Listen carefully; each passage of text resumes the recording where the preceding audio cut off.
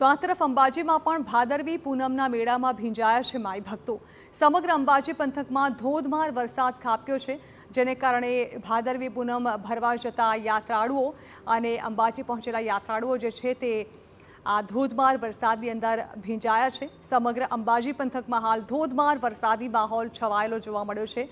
રાજ્યના મોટાભાગના જિલ્લાઓમાં હાલ ભારે વરસાદી માહોલ છવાયેલો છે, જેમાંનું એક છે બનાસકાંઠા, જ્યાં અંબાજીમાં પણ ધોધમાર વરસાદ વરસી રહ્યો છે, જેને કારણે ભાદરવી પૂનમના મેળામાં પહોંચેલા જે માઈ ભક્તો છે તેઓએ પણ મુશળધાર મેઘામાં ભીંજાવાનો વારો આવ્યો।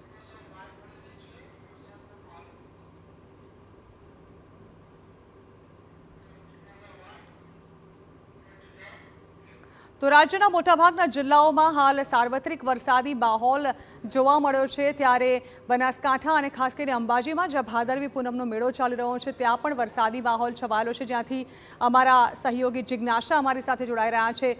જિજ્ઞાસા, એક તરફ ભાદરવી પૂનમના મેળામાં માઈ ભક્તો જે છે તે ભક્તિના રંગે રંગાઈ રહ્યા છે, ભક્તિના રંગે ભીંજાઈ રહ્યા છે, અને બીજી તરફ ત્યાં વરસાદી માહોલ પણ જોવા મળ્યો છે, ભારે વરસાદ ત્યાં પડી રહ્યો છે તેવું જાણવા મળ્યું છે।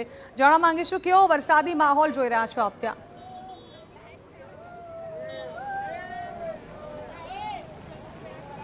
જી બિલકુલ ઝરણા, આજે ભાદરવી પૂનમના મેળાનો છઠ્ઠો દિવસ છે। મોટી સંખ્યામાં ભાવિક ભક્તો છે અહીંયા સવારથી ઉમટી રહ્યા છે।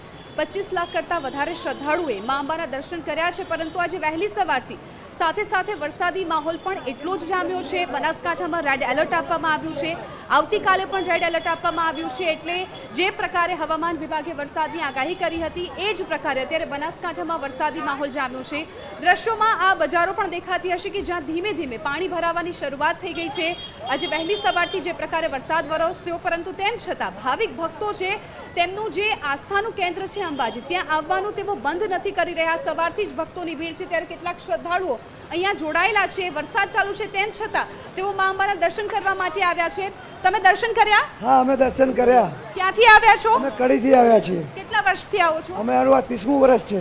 અચ્છા, તમે ક્યાંથી આવો છો? કડી। અને આ વરસાદી માહોલમાં પણ તમે માતાજીના દર્શન માટે આવી રહ્યા છો, કેવું લાગે છે? સારું લાગે છે, બહુ મજા આવી। તમે ક્યાંથી આવ્યા છો? અમે રાજસ્થાન બોર્ડર થી આવી છીએ। કેટલા વર્ષથી આવો છો? 10 સાલથી। 10 વર્ષ। 10 વર્ષથી। તમે ક્યાંથી આવો છો? બનાસકાંઠામાં પાલનપુર દાંતીવાડાથી। એટલે ઝરણા, આપ જોઈ શકો છો કે અત્યારે એક તરફ વરસાદી માહોલ છે, તેમ છતાં અંબાજીમાં ભક્તોનું ઘોડાપૂર છે એ ઓછું નથી થઈ રહ્યું।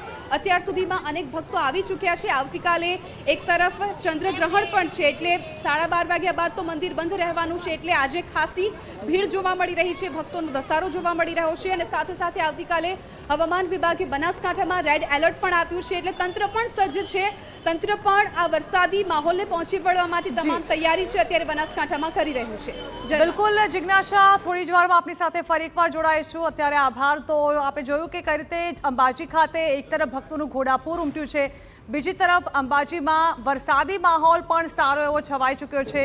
ચંદ્રગ્રહણની પરિસ્થિતિ છે તે વચ્ચે મંદિરના દર્શનમાં પણ ફેરફાર કરવામાં આવી રહ્યો છે, પરંતુ જે ભાવિકો છે તેમનો ઉત્સાહ ઓછો થવાનું નામ નથી લઈ રહ્યું।